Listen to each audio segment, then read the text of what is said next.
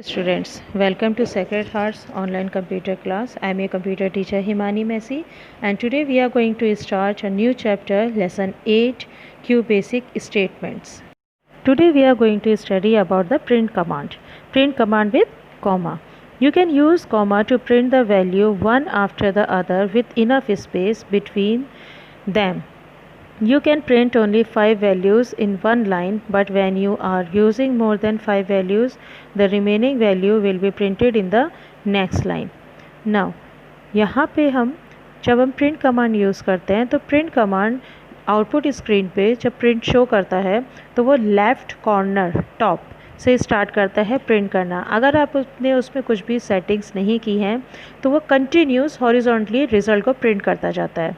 और अगर हम चाहते हैं कि हमारी जो वैल्यू है वो वन आफ्टर अनदर एक प्रॉपर स्पेस में आए, तो उसके लिए हम प्रिंट कमांड यूज़ करते हैं विद कॉमा के संग।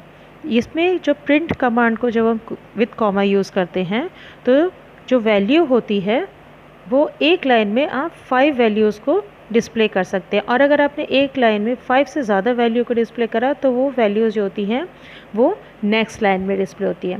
लेट्स सी, हमने यहाँ पे एक एग्जांपल लिया है a = 7 and b = 16 and c = 28 and d = a × b × c, then print product, okay, and print d। हमने d को प्रिंट करा। अब जब हम इसको रन करते हैं तो हमारे यहाँ पे हम देखेंगे आउटपुट में क्या आता है। हम इस विंडो को देखते हैं। यहाँ पे हमने अपने प्रोग्राम को टाइप करा, और टाइप करने के बाद जैसे ही हमने उस पर रन करा प्रोग्राम को, तो हम आउटपुट स्क्रीन पे देखते हैं कि प्रोडक्ट के पास there is enough space, and then तीनों नंबर्स का प्रोडक्ट वहाँ पे डिस्प्ले हो रहा है। क्यों? क्योंकि हमने प्रोडक्ट के बाद हमने डबल कोट्स लगा के और वहाँ पे कॉमा पुट करा एंड देन स्पेस दिया। तो जितना कॉमा पुट करने के बाद हमने स्पेस दिया, प्रोग्राम को रन करने के बाद कंप्यूटर ने उतना ही स्पेस आउटपुट स्क्रीन पे कैलकुलेट करा और फिर उसके बाद वैल्यू को प्रिंट करा। Now let's take another example.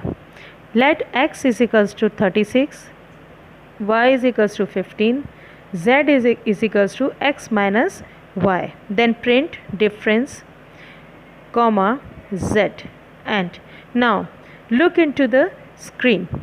जैसे ही हम इसे टाइप करते हैं तब हमने जब प्रिंट कमांड दिया वहाँ पर वैल्यू को टाइप करने से पहले, वेरिएबल को कॉल करने से पहले हमने मैसेज डिस्प्ले किया डिफरेंस, और उसके बाद हमने उसके पास एक कॉमा पुट करा। देन उसके बाद हमने क्या यूज़ करा? वेरिएबल कॉल करा। और जब हम इस प्रोग्राम को रन करते हैं तो हम देखते हैं कि हमारा जो आउटपुट आया है उसमें जो मैसेज है डिफरेंस, उसके बाद वेरिएबल जो है वो कुछ डिस्टेंस के बाद डिस्प्ले हुआ है। सो कॉमा यूज़ करके हम क्या कर सकते हैं? कॉमा की हेल्प से हम अपनी वैल्यूज़ को वन आफ्टर अनदर एक प्रॉपर स्पेस, इनफ स्पेस दे करके हम उसे सेट कर सकते हैं ताकि जो रिज़ल्ट है, जो आउटपुट है, वो अंडरस्टैंडेबल हो सके। Now next topic is print command with semicolon. If you want to print the value one after another without any space in between, the print command is used, semicolon is used. अगर आपको चाहते हैं कि जो आपकी value है one after another वो print होती जाए और उसमें कोई भी स्पेस ना हो, तो हम उन सारी वैल्यूज़ के बीच में क्या यूज़ करते हैं? सेमीकोलन यूज़ करते हैं। Let's take an example. We have taken a variable $, और उसमें हमने वैल्यू असाइन की my hobby, $, is $, reading.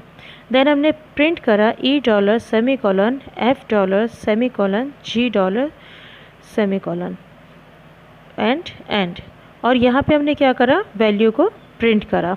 Now जब हम इसको आउटपुट स्क्रीन पे देखते हैं तो वहाँ पे देखने से पता चलता है कि जो पूरा जितने भी वेरिएबल्स थे, जबकि हमने वैल्यूज़ अलग अलग वेरिएबल में सेव करी थी, लेकिन जब हमने उनको प्रिंट करा तो जो वेरिएबल थे उनकी सब की वैल्यूज़ जो हैं वो एक साथ आई हैं without any space.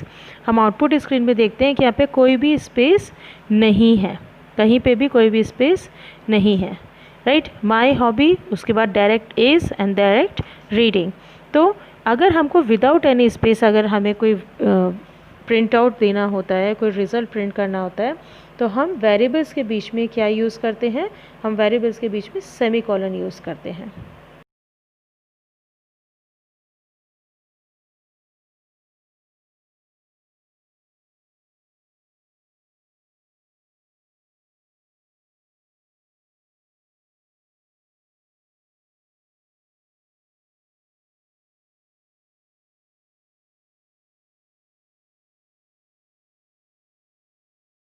Now next topic is printing with the tab function.